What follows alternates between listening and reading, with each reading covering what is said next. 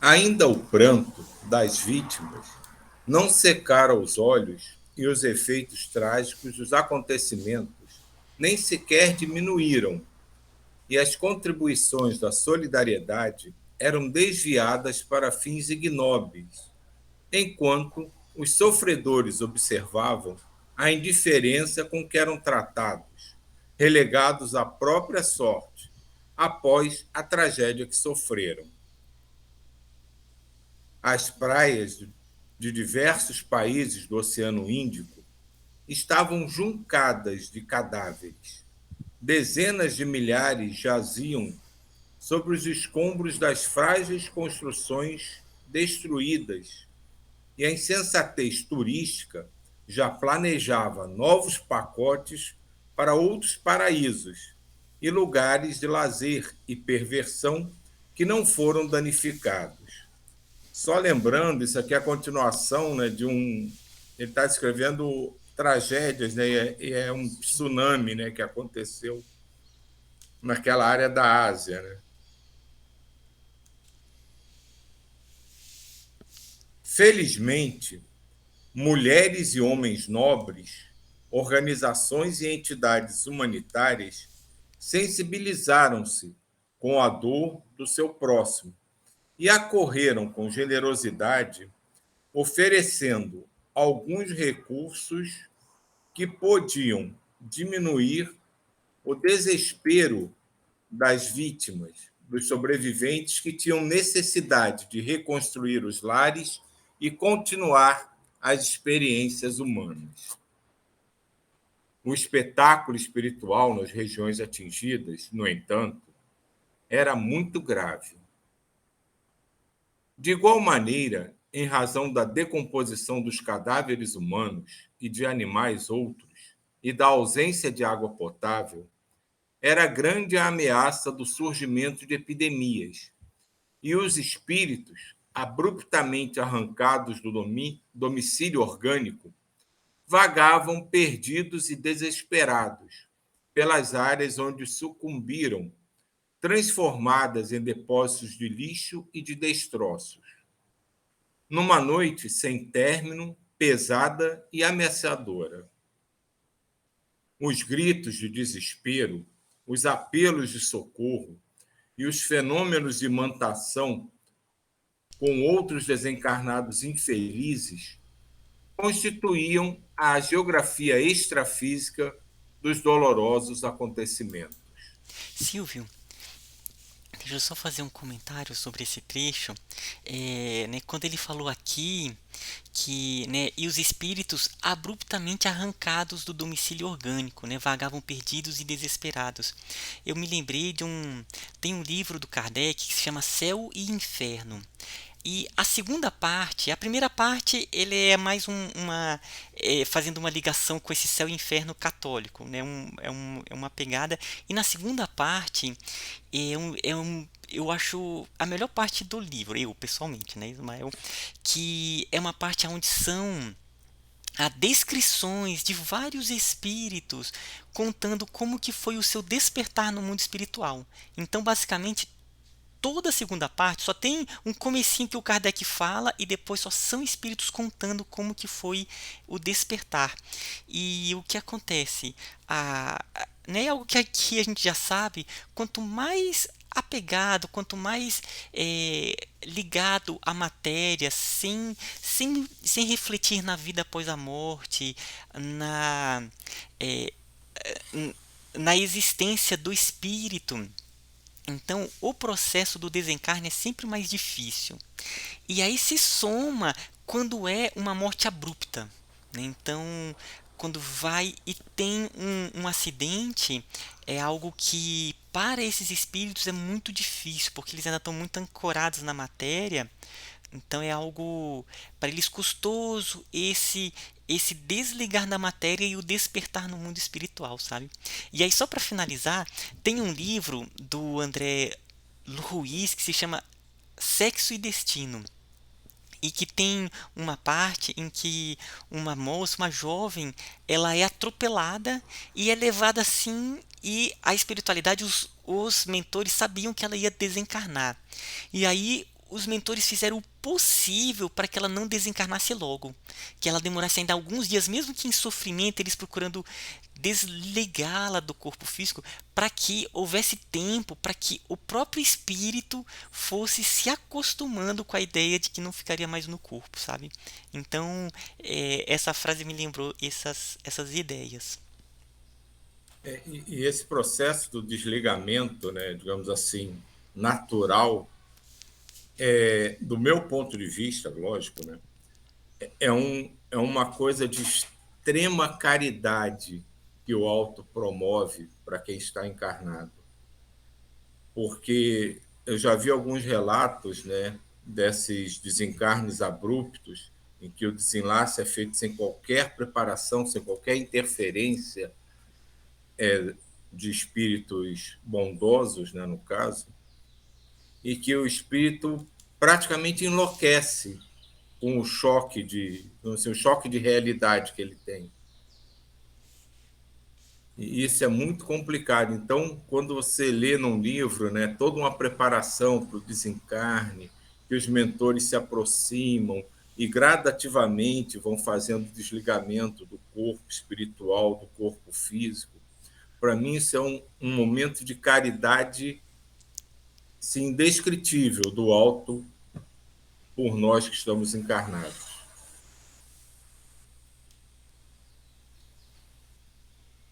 Acompanhávamos os tristes acontecimentos desde nossa comunidade, através de recursos especiais que nos projetavam as imagens terríveis, recolhendo-nos às reflexões do que seria possível contribuir para atenuar tanto desespero e cooperar pelo restabelecimento da ordem. O banditismo aproveitava-se da situação deplorável para estrangular as suas vítimas. Exploradores hábeis negociavam sobre os despejos dos perdidos e alienados. Conspirações hediondas forjavam hábeis manobras para a usurpação do máximo daqueles que nada quase possuíam. Esse, de alguma forma, um espetáculo horrendo pós-tragédia do tsunami.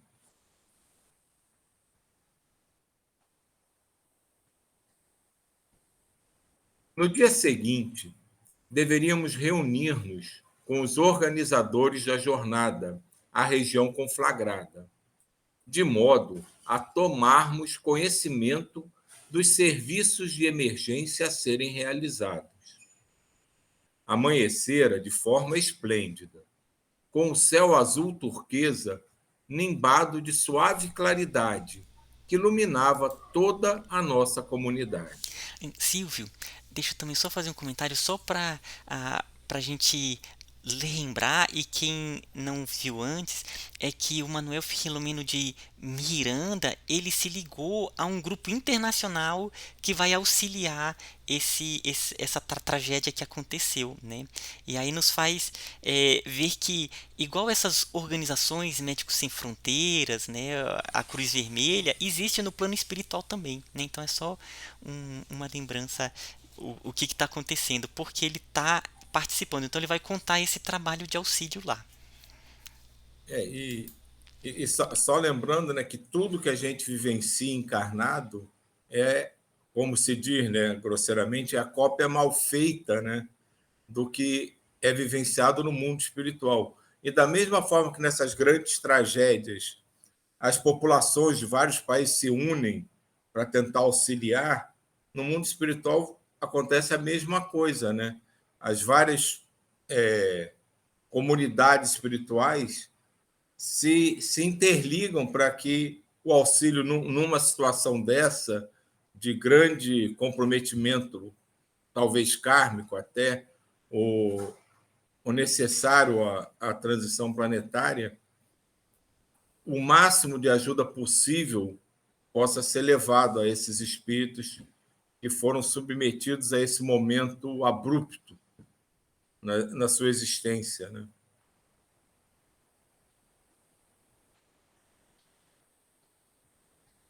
Embora nos encontremos sobre a mesma ação das leis que vigem na manutenção do orbe terrestre, a luz do Sol que nos alcança, porque não encontra obstáculos materiais para produzir o aquecimento contínuo, tem sempre a mesma temperatura, também resultado de camadas especiais de energia emanada dos fótons que envolvem o nosso campo vibratório. Dessa forma, não ocorrem alterações como aquelas sofridas no planeta e decorrentes da sua posição em relação ao astro-rei. Deveríamos encontrar-nos às 10 horas, à sombra de venerando cedro no jardim que circunda o templo ecumênico, onde todos os religiosos das mais diferentes convicções podem reunir-se para vivenciar as suas doutrinas. O órgão derramava musicalidade especial, e quando nos aproximamos, Oscar e nós, os demais membros se nos acercaram jovialmente. Ivon Costa acompanhava o responsável pelo grave empreendimento, cabendo-lhe o dever de apresentar-nos, o que ocorreu sem maiores circunlóquios.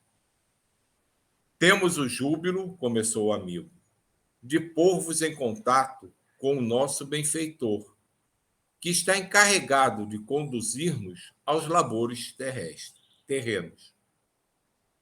O nosso amigo sorriu discretamente e ampliou os esclarecimentos, informando: quando, no corpo somático, vivi o maior período de existência na região da Polinésia.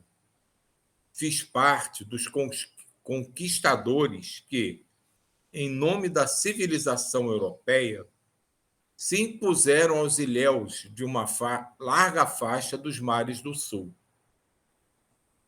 Guardando conceitos equivocados, considerávamos-nos superiores aos que chamávamos indígenas e, em nome dos nossos falsos valores, lutamos para aculturá-los com a nossa presunção de senhores do conhecimento. Ledo engano. À medida que convivíamos com eles, descobrimos a sabedoria de que eram portadores, no seu aparente primitivismo. Encontramos nos seus cultos, considerados grosseiros, informações profundas que eram passadas de uma para outra geração oralmente e pelos trabalhos a que se afeiçoavam, Seus xamãs, em momentosas comunicações espirituais, eram, ao mesmo tempo, sacerdotes e médicos, pensadores e sábios, conselheiros, administradores e psicólogos eficientes.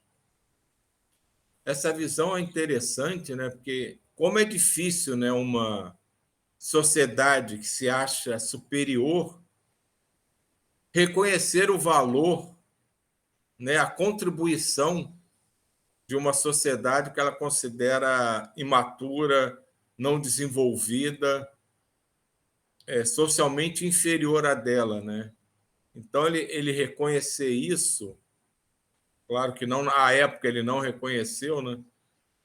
Mas é muito importante que a gente tenha isso em mente, de saber que nem sempre o que nos parece sem cultura, sem conhecimento, sem preparo, é realmente inferior ao que nós achamos que somos.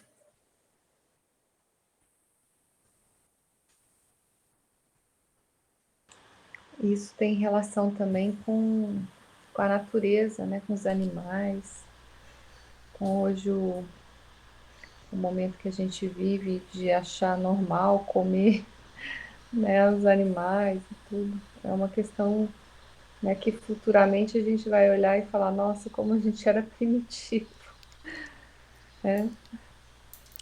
E, e nesses dois pontos, algo que é bacana e que é com o que o próprio Espírito ele falou que foi quando ele foi e passou a conhecê-los, né? Quando ele foi lá, então ele tinha uma visão, um momento que ele passou a conhecê-los melhor, que ele viu a profundidade. Então a gente vê como que é importante a a possibilidade das conexões, né, as pessoas poderem se encontrar e a abertura, esse convívio, como que a gente vai conhecendo, conhecendo as culturas, percebendo a sua beleza. E eu fico imaginando que nesse processo da transição, né, da humanidade, a espiritualidade pensa, né, em toda essa estrutura. Né? Vem espíritos de fora do planeta que já passaram por outras transições planetárias também, que já conhecem. E então são vários aspectos. Um deles que eu acredito que é bem ligado mesmo à transição planetária é a própria internet, né? Porque a internet, essa hiperconexão que de uma hora para outra a humanidade teve, é, é um surto, né? É uma coisa assim que ao mesmo tempo aumenta coisas ruins, mais coisas boas, mas ele possibilita essas conexões, né? Então a gente começa a ter facilidade de conhecer culturas na Rússia, né, em locais bem ermos e alguns locais que eram muito fechados, com ideias assim que eles não permitiam. Com a possibilidade da internet, eles começaram a abrir as suas mentes. Então, é um processo no começo meio tumultuado, porque né, é esse contato, mas que vai chegar num ponto de um equilíbrio. Então, o aspecto da hiperconexão, eu acho que faz parte também do trabalho da regeneração, sabe? É um dos pontos. E aí, claro que eles vão trabalhando outros aspectos de começar a colocar elementos que vão tentando aumentar o padrão vibratório da humanidade. Mas aqui a gente vê bem isso, né? No momento que ele conviveu, que ele passou a conhecer, que ele falou assim, nossa, que profundo, né? Isso me lembrou a nossa situação aqui, né, dos catequizadores, né, o que fizeram, né, com a cultura indígena, que eram os habitantes, que eram os verdadeiros brasileiros, né? Como se perdeu da cultura deles. Você vê hoje em dia, ninguém conhece os indígenas do Brasil, a cultura dos indígenas. Quanta contribuição a gente poderia ter tido deles, até nesse relacionamento com a natureza, que foi simplesmente massacrado e abandonado, e agora a gente começa a tentar compreender tudo isso tateando basicamente no escuro, porque o conhecimento que eles podiam ter passado para a gente foi sufocado por causa dessa empáfia do conquistador achar que é mais evoluído e que quem está sendo conquistado tem que, para evoluir, tem que se tornar igual a ele. Eu lembrei de uma história que eu ouvi também, de um preto velho, e ele falava que quando ele foi escravo, ele também era incentivado a não gostar dos índios, porque os índios, né, tinham lá, eram perigosos e tal. E aí, quando ele estava num campo aberto, ele foi picado por uma cobra. E aí ele estava sozinho e ficou ali e falou: vou morrer. E aí ele viu alguns índios se aproximarem. E aí ele falou: agora que lascou mesmo, né? Mas eles pegaram ele, levaram eles para a tribo, e aí ele diz que se lembra só de olhar nos olhos, né, da xamã deles lá, da curadora, né, curandeira, e ela colocou um plastro no local e ele dormiu ali, não sabe quanto tempo ele ficou, e se lembra de ter acordado bom.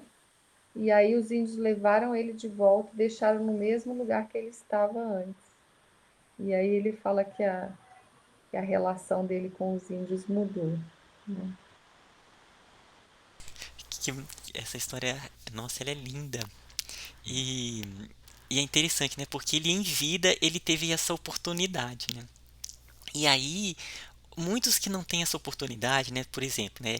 Ele fica falando dos índios, né? Vamos pegar o caso dele, né? Se por acaso ele não tivesse tido essa oportunidade, provavelmente uma outra reencarnação, aí chega a espiritualidade, isso acontece muito. E aí ele reencarna entre os índios, né? Então ali passa a assimilar essa cultura.